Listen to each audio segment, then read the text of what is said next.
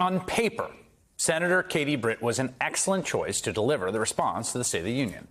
At 42 years old, she's the youngest Republican woman ever elected to the Senate, the first woman senator from Alabama. Britt's a mother of two. She's married to a former NFL player. She's widely considered to be a rising political star with genuine political acumen. Senator Lindsey Graham of South Carolina even suggested that, quote, she represents the future of the Republican Party. The party clearly expected her to knock it out of the park.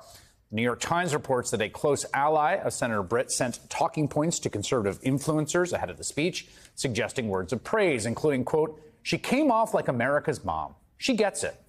They compared her response to Ronald Reagan's famous Berlin Wall speech and described it as reminiscent of his message of that shining city on a hill.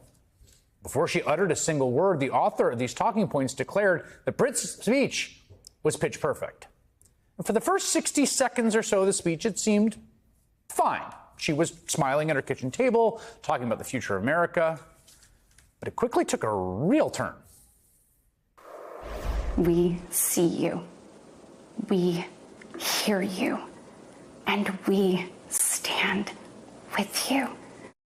The Daily Beast described the speech as, quote, bizarrely delivered with an over-the-top dramatic cadence that left political operatives and observers struggling to make sense of it. The performance was so bad that some Republicans watched the high-profile speech with a grimace. According to one strategist, everyone's effing losing it. It's one of our biggest disasters ever. Rolling Stone was inundated with messages absolutely torching Britt's absurdly overdramatic rebuttal. A Trump advisor wrote, quote, what the hell am I watching right now? A Republican pollster called it creepy. And a senior House congressional aide described it as cringe-inducing to watch and likely destined to be turned into a lame Saturday Night Live skit this weekend. I think it's a fair prediction, though it might not be lame. The conversation was similar on social media, where conservative activist Charlie Kirk received a lot of replies to his post asking his followers if they liked Britt's speech. Alan Sanders compared it to a B-grade Hallmark movie moment with an unknown actress playing the lead. Stacy in the USA wrote, very babysitter reading a bedtime story like. Xeon, 45, said, reminded me when a person spoke on Sesame Street.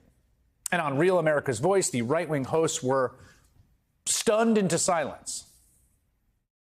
May God bless you, and may God continue to bless these United States of America.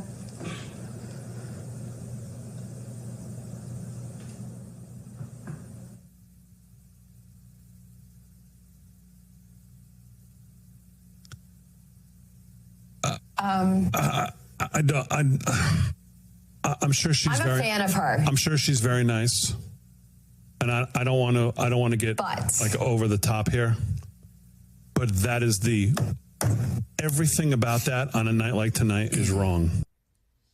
The reaction that may best represent the Republican Party came from the senior senator from Alabama, former football coach Tommy Tuberville. Well, considering the circumstances, I thought she did very well. And, you know, she's a mom. She's a housewife. She's around people at a young age.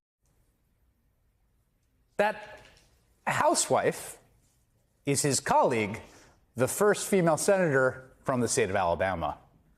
And remember, the clear intention of choosing Katie Britt to deliver the response was to counter the deficit Republicans are facing among women voters and anger about their abortion policy.